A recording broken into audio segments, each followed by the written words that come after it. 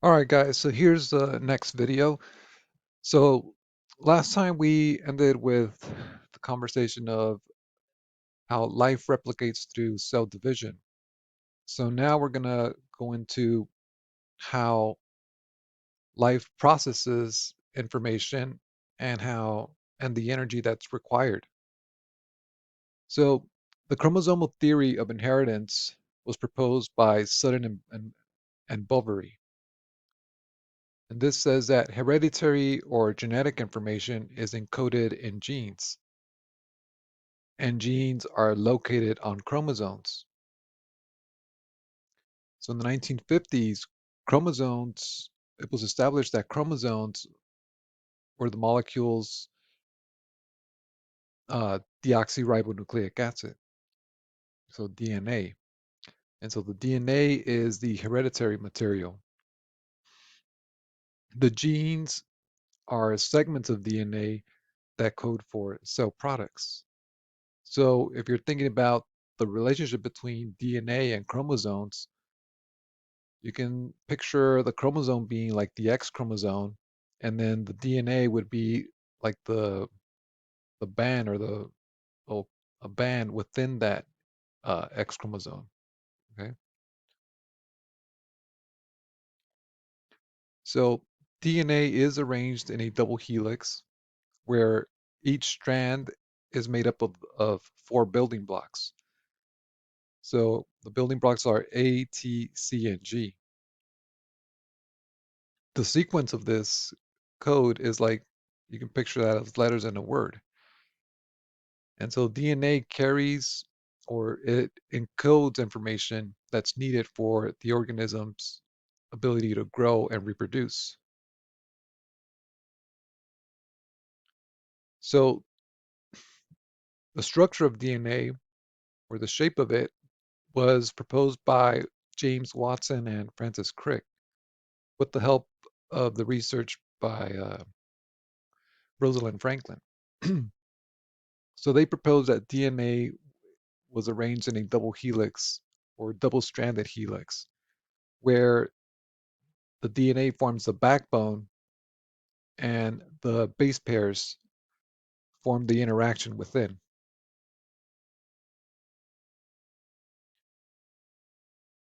So the two strands are joined by the interaction of the bases, and the bases always pair in this manner. So A will always pair with T, and C always pairs with G. So this pairing allows DNA to be copied. So for instance, when you have enzymes that break the hydrogen bonds that are um, joining the bases, then each strand of DNA can then bind to a new strand that is created. And so the central dogma describes how the how information flows within a cell. So in this case, dogma just means like the framework for understanding. And so here we have DNA, which provides the coding for RNA, ribonucleic acid, which then provides the coding for proteins to be made.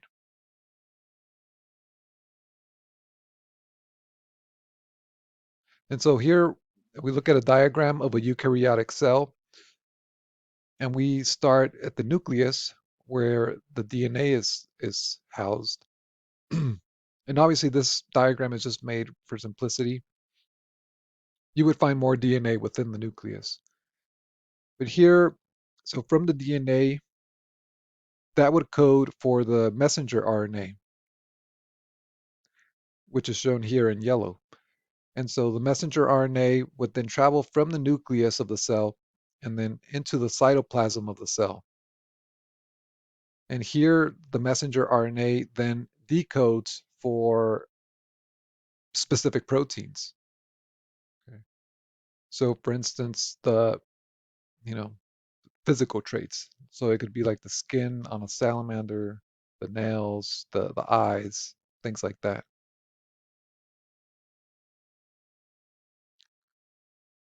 So RNA are molecules that carry out specialized functions in cells. Messenger RNA is what's read to make the proteins, and proteins are crucial to tasks that are required by cells because they form structural components to promote chemical reactions. So, for example, enzymes are proteins. And so, as you know, enzymes are catalysts for reactions.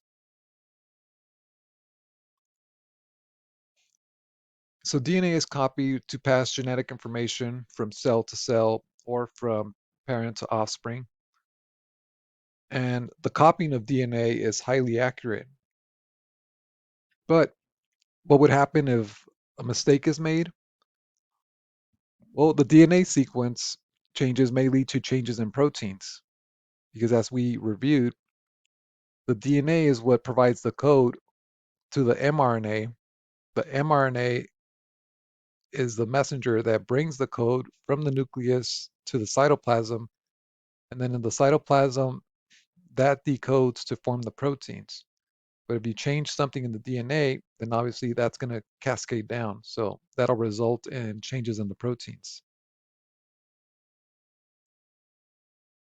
And so when you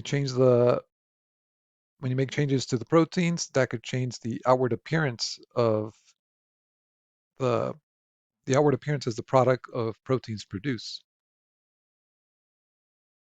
So DNA sequences lead to heritable variations, and this causes diversity in life.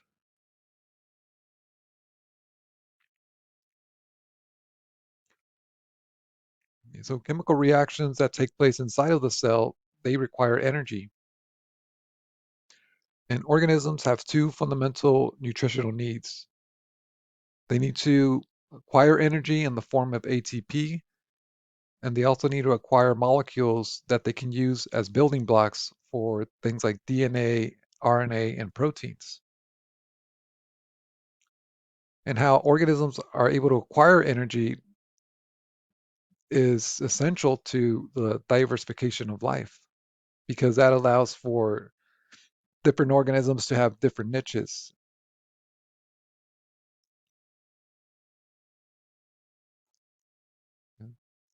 So, for example, plants and bacteria can produce sugar using the energy that they obtain from the sun.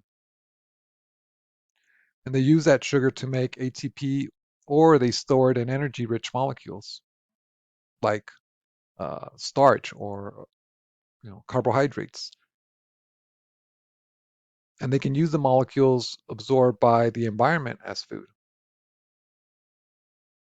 And if we look at this picture, obviously here we have a butterfly feeding on the nectar provided by the plant.